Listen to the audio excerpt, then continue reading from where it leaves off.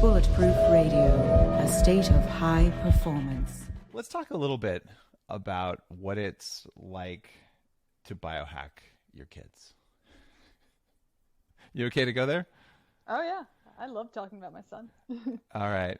I know that you started getting into ozone. And so you mentioned your son has a very rare genetic condition where there's not enough people with that condition that they're ever really going to get a lot of attention from the medical community. People with rare conditions kind of have to team up with other people who have it. Otherwise, no one's going to pay attention to you because there isn't a $1 billion market for a pharmaceutical company to do that because the market's 100 people at any one time. What have you done? Like, what are the most effective biohacks that have improved your son's condition? Let's see. We do so many. Diet is key. Digestion is 100% the most important aspect of his health. So Remy, I always find it really interesting. So he will have seizures with the full moon, but only with the full moon. So I've always suggested and believed that he had parasites.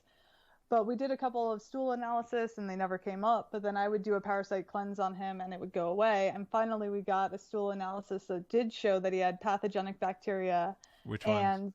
And he had the Bacillus pneumoniae. Oh, lovely. Okay. Yeah, pretty high. And then he has pinworms. I suspect he has other parasites also.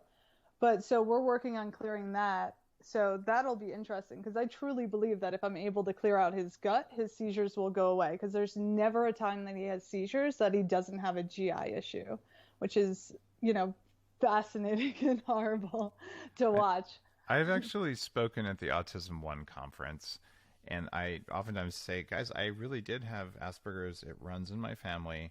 And when you fix your gut, you fix your mitochondria, you fix your metabolism. When things are running well, your brain can do things. It still has to be retrained after you get rid of the pathogens, but it's possible.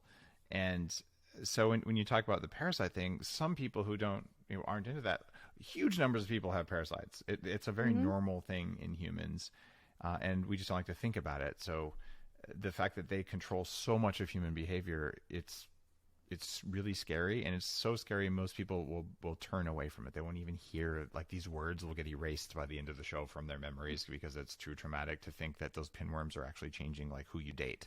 But they are. Like they're mean and they will take over control of you if they can, and they do it for almost all higher life forms, and there's whole books written about this. So kudos to you for saying, all right, let's figure out if there's parasites in there. And that's a very common thing in the autism community because the parents are like, all right, we're desperate. We're going to look. And when they look, they're getting lab results. They're seeing things under microscopes. They're not just making it up.